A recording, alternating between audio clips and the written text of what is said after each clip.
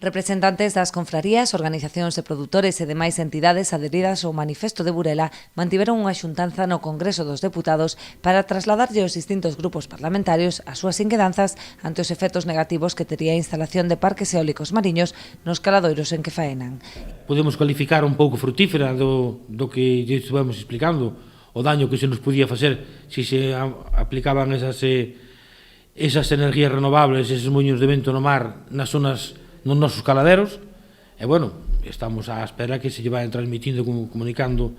ao Ministerio de Transición Ecológica a través de Rivera que antes de que salan os POEN que teñan contacto con nós, como están tendo, e estamos mandando toda a trayectoria de onde traballamos, caladeros, onde traballamos, onde afecta, e máis non solamente eso, sino solamente onde van a ir os cables que chegarían a terra, onde traballa toda a pesca artesanal. A intención da plataforma é trasladarlle ao Ministerio de Transición Ecolóxica as conclusións extraídas dunha recente visita á localidade portuguesa de Viana do Castelo, onde a instalación de 3 aeroxeradores tivo consecuencias moi negativas sobre a pesca. Vamos dar unha visita a Viana do Castelo, onde hai tres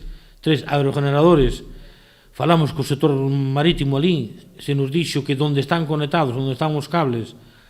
que xa hai unha distancia de seguridade de máis de 1 kilómetro, e a partir dese kilómetro para baixo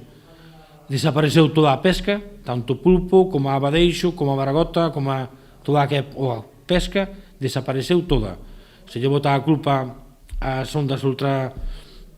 que botan os cables que están por riba da agua ou dos cables dos aerogeneradores, pero, bueno, non sabemos de que é, pero a pesca desapareceu, eso sería a ruína. A parte de que van a ocupar todos os caladeros máis frutíferos que temos en todo aquilo.